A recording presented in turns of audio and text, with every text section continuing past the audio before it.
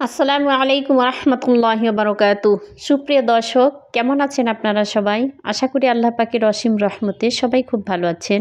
আলহামদুলিল্লাহ, আমিও খুব ভালো আছি।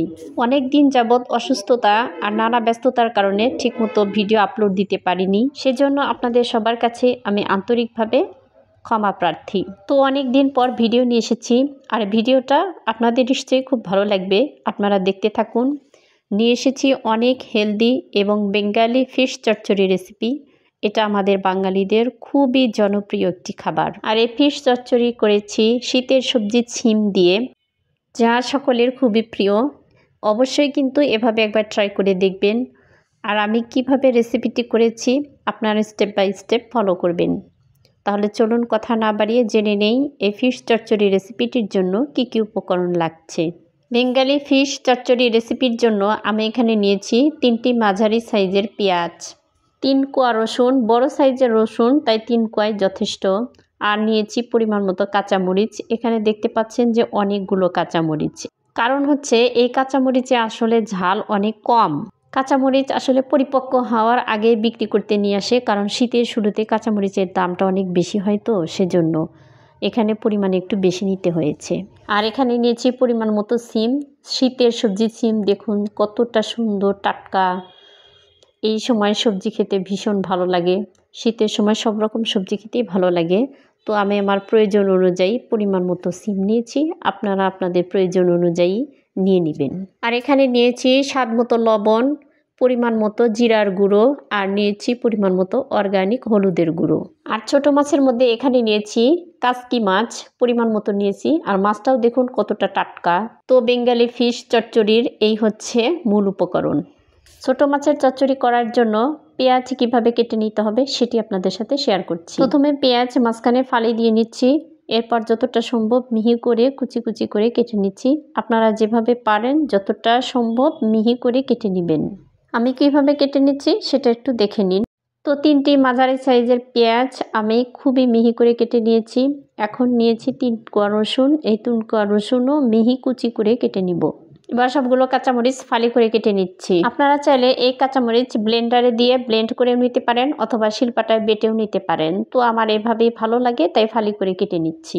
ছোট মাছের চচ্চড়ির জন্য সিম কিভাবে কেটে নেবেন সেটা আপনাদের সাথে শেয়ার করছি।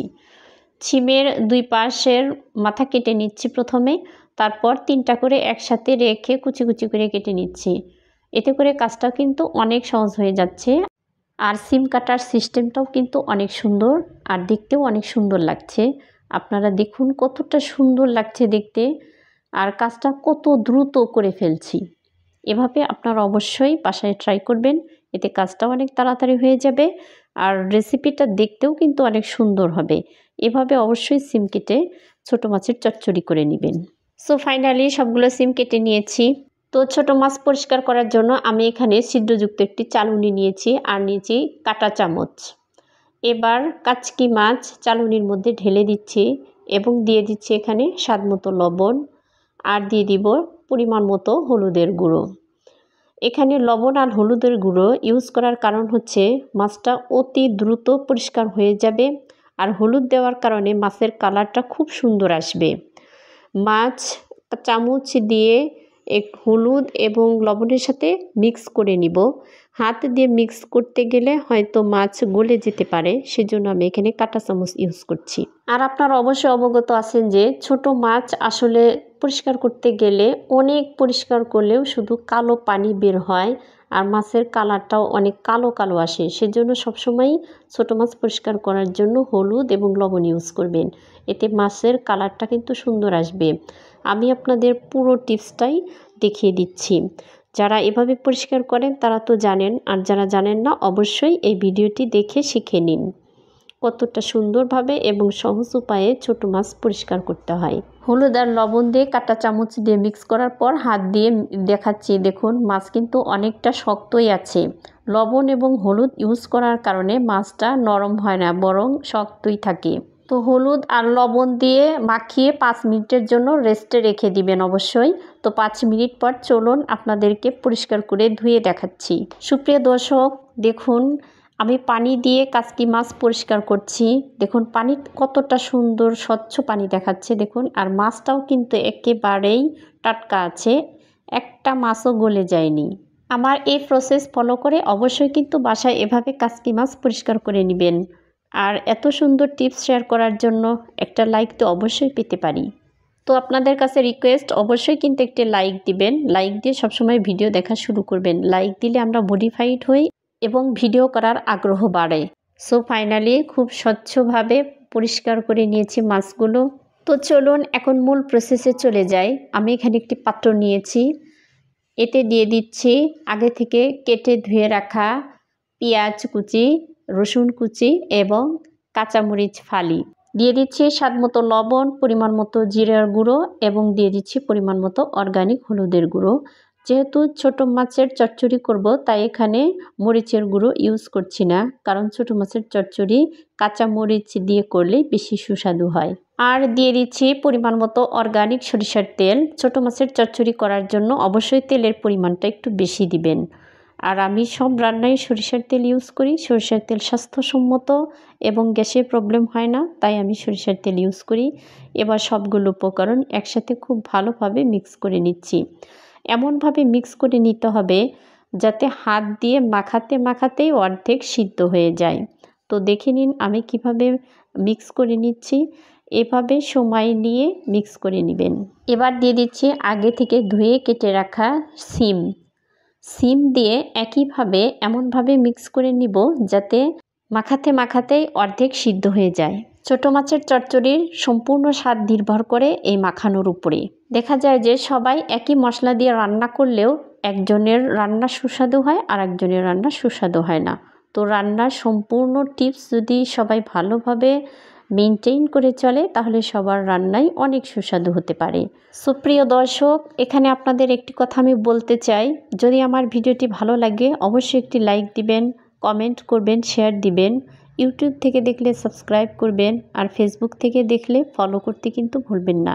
সুপ্রিয় দর্শক, সিম দিয়ে খুব ভালো করে মাখিয়ে নিয়েছি। এবার দিয়ে দিচ্ছি আগে থেকে ধুয়ে রাখা কাচকি মাছ দিয়ে আলতো করে মাখিয়ে নিব। তো ছোট মাছ দিয়ে আলতো করে মাখিয়ে নিয়েছি। এবার দিয়ে দিচ্ছি খুবই সামান্য পরিমাণের পানি। এখানে পানি বেশি দেওয়ার প্রয়োজন নেই, যেহেতু ছোট মাছের চচ্চড়ি সামান্য পরিমাণে পানি দিলেই হয়ে যাবে। তো ছোট মাছের চচ্চড়ির সম্পূর্ণ কাজ প্রায় শেষ। এখন শুধুমাত্র চুলায় বসিয়ে দিব। চুলায় বসিয়ে দিয়ে শুধু রান্না করা, ঝোল শুকিয়ে যাওয়া পর্যন্ত আর কোনো কাজ নেই। তো চুলায় বসিয়ে দিয়েছি এবং ঢাকনা দিয়ে ঢেকে ঝোল শুকিয়ে যাওয়া পর্যন্ত রান্না করে নিচ্ছি। কিছুক্ষণ পর আপনাদের ঢাকনা খুলে দেখাচ্ছি। দেখুন ঝোল অনেকটা শুকিয়ে গিয়েছে, আরও শুকিয়ে নিতে হবে, যেহেতু চচ্চড়ি ছোট মাছের ঝোল না রেখে চচ্চড়ি করে খেলে বেশি সুস্বাদু হয়। ছোট মাছ চচ্চড়ি কিন্তু আসলেই অনেক সহজ রেসিপি, খুবই অল্প সময়ে এবং অল্প শ্রমে অনেক সুন্দর একটা রেসিপি করা যায়। আর ছোট মাছের কথা কি বলবো, চোখের জ্যোতি বাড়ানোর জন্য অবশ্যই আমাদের ছোট মাছ খাওয়া প্রয়োজন। তো ছোট মাছ যেহেতু অনেক হেলদি, সাথে একটু সবজিও দিয়েছি, এতে আরও বেশি হেলদি হয়ে গেছে রেসিপিটা। সবাই এভাবে অবশ্যই ট্রাই করবেন। সো প্রিয় দর্শক, আলহামদুলিল্লাহ আমার রান্না প্রায় শেষ। এখন আমি চুলাটা বন্ধ করে দিব। প্রিয় দর্শক, ফাইনালি আপনাদের একটু পরিবেশন করে দেখাচ্ছি। দেখে নিন রেসিপিটা কতটা সুন্দর হয়েছে। সো প্রিয় দর্শক শ্রোতা, আপনাদের কাছে আমার রিকোয়েস্ট থাকবে আমার দেখানো টিপসগুলো স্টেপ বাই স্টেপ ফলো করে বাসায় অবশ্যই একবার এভাবে ট্রাই করবেন। যদি এভাবে না খেয়ে থাকেন অবশ্যই সিম দিয়ে যে কোনো ছোটো মাছ, শুধু কাচকি মাছ নয়, যে কোনো ছোটো মাছ এভাবে রান্না করে খেতে পারেন। দেখবেন 3 থালা ভাত নিমেষেই শেষ হয়ে যাবে, আর যে খাবে সে আপনার রান্নার ভক্ত হয়ে যাবে। তো ইনশাআল্লাহ আগামীতে আরও একটি নতুন রেসিপি নিয়ে আপনাদের সাথে হাজির হব। সে পর্যন্ত সবাই ভালো থাকুন, সুস্থ থাকুন, ইমান এবং আমলের সাথে থাকুন। আল্লাহ হাফেজ। আসসালামু আলাইকুম রহমতুল্লাহি ওয়া বারাকাতুহু।